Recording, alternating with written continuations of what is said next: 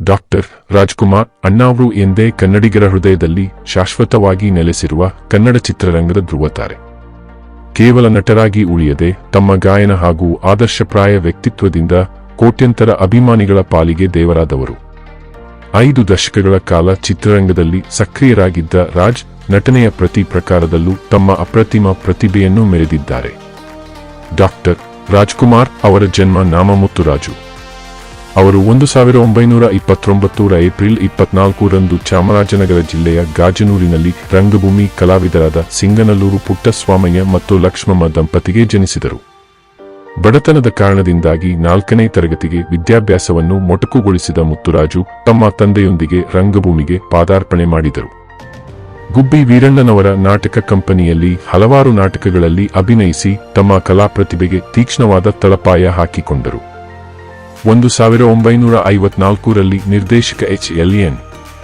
ಸಿಂಹ ಅವರು ಮುತ್ತುರಾಜು ಅವರನ್ನು ಬೇಡರ ಕಣ್ಣಪ್ಪ ಚಿತ್ರದ ಮೂಲಕ ಕನ್ನಡ ಚಿತ್ರರಂಗಕ್ಕೆ ಪರಿಚಯಿಸಿದರು ಮತ್ತು ಅವರಿಗೆ ರಾಜ್ಕುಮಾರ್ ಎಂದು ನಾಮಕರಣ ಮಾಡಿದರು. ಮೊದಲ ಚಿತ್ರವೇ ರಾಷ್ಟ್ರ ಪ್ರಶಸ್ತಿ ಗಳಿಸುವುದರೊಂದಿಗೆ ರಾಜ್ಕುಮಾರ್ ಅವರ ಸಿನಿಪಯಣ ಭರ್ಜರಿಯಾಗಿ ಆರಂಭವಾಯಿತು. ನಂತರ ಅವರು ಹಿಂತಿರುಗಿ ನೋಡಿದ್ದೇ ಇಲ್ಲ. ತಮ್ಮ ಸುದೀರ್ಘ ವೃತ್ತಿ ಜೀವನದಲ್ಲಿ ಡಾಕ್ಟರ್ ರಾಜ್ಕುಮಾರ್ 200ಕ್ಕೂ ಹೆಚ್ಚು ಚಿತ್ರಗಳಲ್ಲಿ ನಾಯಕ ನಟರಾಗಿ ಅಭಿನಯಿಸಿದ್ದಾರೆ. ಪೌರಾಣಿಕ, ಐತಿಹಾಸಿಕ, ಸಾಮಾಜಿಕ, ಪತ್ತೇದಾರಿ, ಜಾನಪದ ಹೀಗೆ ಎಲ್ಲಾ ಬಗೆಯ ಪಾತ್ರಗಳಿಗೂ ಜೀವ ತುಂಬಿ ನಟ ಸಾರ್ವಭೌಮ ಎನಿಸಿಕೊಂಡರು. ಬಂಗಾರದ ಮನುಷ್ಯ, ಕಸ್ತೂರಿ ನಿವಾಸ, ಗಂಧದ ಗುಡಿ, ಮಯೂರ, ಬಬ್ರುವಾಹನ, ಜೀವನ ಚೈತ್ರ, ಸಂಪತ್ತಿಗೆ ಸವಾಲ್ ಮತ್ತು ಹಾಲು ಜೇನು ಅವರ ವೃತ್ತಿ ಜೀವನದ ಕೆಲವು ಮೈಲಿಗಲ್ಲುಗಳಾಗಿವೆ. ಅವರ ಬಹುತೇಕ ಚಿತ್ರಗಳು ಶತದಿನೋತ್ಸವ ಆಚರಿಸಿವೆ. ಡಾಕ್ಟರ್ ರಾಜ್ಕುಮಾರ್ ಕೇವಲ ಶ್ರೇಷ್ಠ ನಟರಲ್ಲದೆ ಅದ್ಭುತ ಗಾಯಕರೂ ಆಗಿದ್ದರು.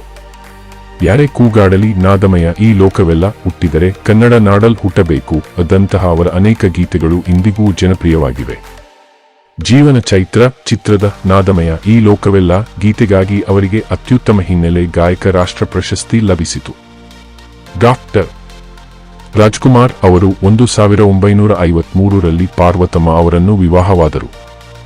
ಈ ದಂಪತಿಗೆ ಶಿವರಾಜ್ಕುಮಾರ್, ರಾಘವೇಂದ್ರ ರಾಜ್ಕುಮಾರ್ ಮತ್ತು ಪುನೀತ್ ರಾಜ್ಕುಮಾರ್ ಎಂಬ 3 ಪುತ್ರರು ಮತ್ತು ಲಕ್ಷ್ಮೀ ಪೂರ್ಣಿಮಾ ಎಂಬ 2 ಪುತ್ರಿಯರಿದ್ದಾರೆ.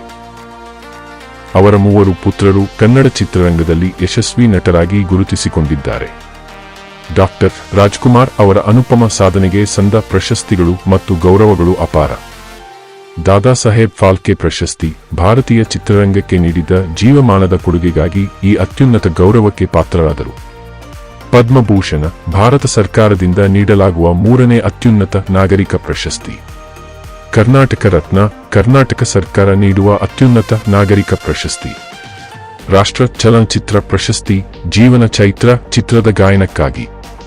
ಫಿಲ್ಮ್ ಫೇರ್ ಪ್ರಶಸ್ತಿಗಳು 10ಕ್ಕೂ ಹೆಚ್ಚು ಬಾರಿ ಅತ್ಯುತ್ತಮ ನಟ ಪ್ರಶಸ್ತಿ. ಕರ್ನಾಟಕ ರಾಜ್ಯ ಚಲನಚಿತ್ರ ಪ್ರಶಸ್ತಿಗಳು ಹಲವು ಬಾರಿ ಅತ್ಯುತ್ತಮ ನಟ ಪ್ರಶಸ್ತಿ. ಕೆಂಟಕಿ ಕರ್ನಲ್ ಅಮೆರಿಕದ ಕೆಂಟಕಿ ರಾಜ್ಯದಿಂದ ನೀಡಲಾಗುವ ಗೌರವ. ಗೌರವ ಡಾಕ್ಟರೇಟ್ ಮೈಸೂರು ವಿಶ್ವವಿದ್ಯಾಲಯದಿಂದ. ನಾಡೋಜ ಪ್ರಶಸ್ತಿ ಹಂಪಿ ಕನ್ನಡ ವಿಶ್ವವಿದ್ಯಾಲಯದಿಂದ.